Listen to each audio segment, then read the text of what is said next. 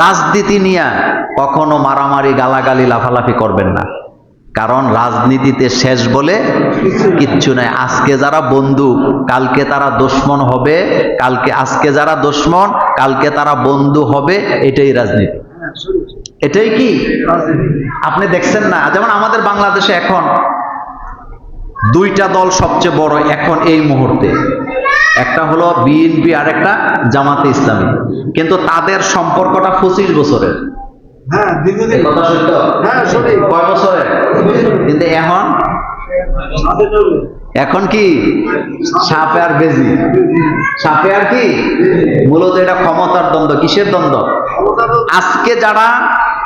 আজকে যারা আওয়ামী লীগ দেখলেই দৌড়াইয়া যায় মারার জন্য, এমনও হইতে পারে তারা আবার তাদেরকে নিয়ে ঘর সংসার করবে রাজনৈতিক কারণে। খালি নির্বাচনটা হোক না, দেখেন না এই যে নির্বাচন হবে না বাংলাদেশে, এরপরে দেখেন কোন দিকে যায় খেলা। যারা ক্ষমতায় যাবে তারা চলে যাবে একদিকে, আর বাকি সবাই আবার কি, এটাই তো সিস্টেম বাংলাদেশের। লাভ নাই, এগুলো কখনো করবেন না। যার মনে যা চায় তারে ভোট দিক, যার মনে যা চায় যেই দল ইচ্ছা করুক। আমি কি জোর করে তারে আমার দলে আনতে পারবো? এরকম কোন সিস্টেম আছে নাকি? দরকারটা কি? আমি কি আপনার পীরে নামাজ পড়ো? আমার এত ঠেকা লাগছে কি? আমার এটা ঠেকা নাই। কিন্তু আপনার বিবেক আছে, আপনার বিবেক দিয়ে আপনি চলবেন। আপনার আখেরাত আপনার, আমার আখেরাত আমার, আপনার কবর আপনার, আমার কবর আমার। আমি আমার আল্লাহর সামনে কি নিয়ে দাঁড়াবো, আপনি আপনার আল্লাহর সামনে কি নিয়ে দাঁড়াবেন, এটা তো আপনার ব্যাপার, আমার ব্যাপার, এটা তো আরেকজনের ব্যাপার না রে ভাই। মানুষের হেদায়েত করার কোনো সিস্টেম নাই। রাসূলকে বলছে লাস্তা আলাইহিম বিমুসাইতিন, নবী আপনার আমি দারোগা কইরা পাঠাই নাই যে আপনি দারোগা স্টাইলে মানুষকে পিড়ায় মসজিদে আনবেন, হেদায়েত করবেন। রাসূল গো, আমি আপনাকে এই জন্য দুনিয়াতে পাঠাই না। আপনি দাওয়াত দিবেন, আপনার দাওয়াত মানবো যে তার কল্যাণ, না মানলে তার অকল্যাণ। কথা কি বুঝেছেন? আমাদের পরিবেশটা যেন আমরা সুন্দর রাখি। রাজি আছেনি? আমাদের এই জুমরের এই পাড়ার দায়িত্ব আমাদের, আমরা বাংলাদেশের দায়িত্ব নিয়ে ঘুরি না। সুতরাং আমার এই পাড়ার মধ্যে যেন রাজনৈতিক দ্বন্দ্বের কারণে কোনো কিছু না হয়। আমি আরেকদিনও বলছি, আমাদের এই মসজিদ কোন রাজনৈতিক নেতা আসবে, ওনার সম্মান আছে, ওয়েলকাম, এটা যেই দলের হোক, কিন্তু আমরা দাওয়াত দিয়ে কারোরে আনবো না। আমাদের মাহফিলও মাদ্রাসার ব্যাপারেও আমি যতদিন আছি কোন রাজনৈতিক দলের নেতা এখানে সভাপতি, সেক্রেটারি বা প্রধান অতিথি হইতে পারবে না। সবার জন্য আমাদের মাহফিলের দরজা খোলা, আপনি আসেন, আপনাকে ওয়েলকাম, আপনাকে খাওয়াইয়া দেব। কিন্তু পোস্টারে নাম দিয়া ওয়েলকাম জানাই আইনা 10,000, 50,000, 1 লাখ টাকার জন্য আমরা আমাদের পরিবেশ নষ্ট করব না।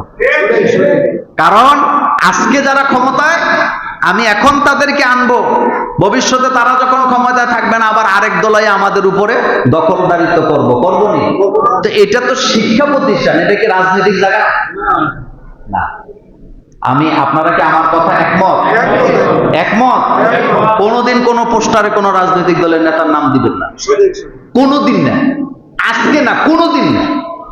আমরা সবাই আমাদের ওয়েলকাম, আসেন, আপনাকে খাওয়াইয়া দেবো। আমাদের জুমুরে আপনি আসবেন, মাহফিলে আপনাকে আপ্যায়ন করা হবে, প্রয়োজনে আপনাকে মঞ্চে বসতে দেওয়া হবে। কিন্তু এখানে আইসা আপনি একেবারে গরম করে ফেলবেন, আপনার নাম দিলে, প্রধান অতিথি, সভাপতি দিলে আপনি অনেক কিছু করবেন, এরই দরকার নেই।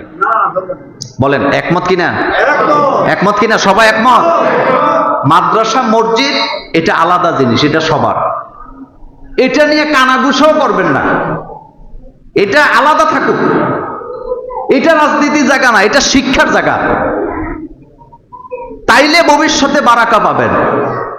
একজনকে সাপোর্ট দিবেন আজকে, কালকে আবার আরেকজনকে দিবেন, এই হজবরল জিন্দেগি চলবে। একবার যদি সুযোগ দেন, কয়বার এই কথা শুরু হইব, উমকে দিছিল না, এখন দিবা না কেন? এই প্রস্তাব দরকার না। আমার টাকা লাগতো না ভাই, আমারে শান্তিতে থাকতে দাও। একমত? আমাদের চালাইবো কে? রিজিক কার পক্ষ থেকে আসে? আল্লাহ পাকের পক্ষ থেকে আসে। আল্লাহ যেন আমাদেরকে কবুল করেন, আমরা বলি আমিন।